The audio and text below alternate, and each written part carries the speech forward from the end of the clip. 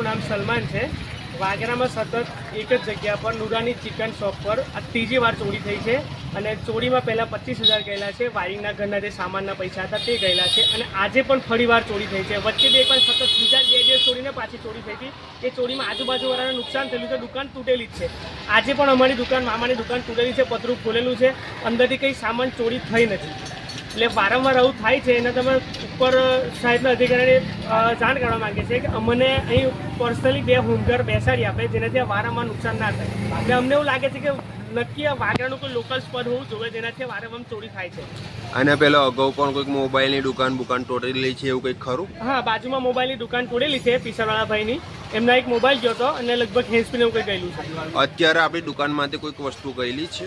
ના, હાલમાં હમણાં કંઈ ચોરી નહીં છે, પણ વારે અમારી દુકાનનો ટાર્ગેટ બન્યું છે એવું લાગે છે અમને. જે બાજુવાળા જે ગેરેજવાળા ભાઈની દુકાન છે એ પણ તૂટી હતી. એ ભાઈની દુકાનમાં બાપુની સતત બીજી વાર દુકાન તૂટી છે. બાપુના નાના મોટા મારી મચીને જે પાના ભેગા કરેલા છે એ પણ ચોરાઈ જાય છે એમના. તમારી શું માંગ છે છેલ્લે? અમારી માંગ છે કે અમને સતત કાર્યવાહી કરીને અને ચોરને પકડીને જલ્દી જલ્દી હાજર કરતા નેક્સ્ટ ટાઈમ બીજા ચોરી ના થાય ને કોઈને નુકસાન ના થાય. નાઇટમાં પોલીસ પેટ્રોલિંગ વધી એવી કોઈક માંગ કરી તમારી? હા, નાઇટમાં પેટ્રોલિંગની પોલીસને અમે માંગ કરેલી. હવે સાહેબ આવે છે કે નહીં ખબર નહીં. અને હું ચાહું છું કે જે હોમગાર્ડ ડેપોડો બે રહે છે, ચારની જગ્યાએ 2 અમને ખાલી બેસાડો, જેથી અમને આ સચવાઈ રહે, અમને નુકસાન ના થાય. તમે અગાઉ પોલીસને તમે જાણ કરી હતી? હા, આગળ અમે અરજી ફર્સ્ટ ટાઈમ અમે અરજી આપેલી છે.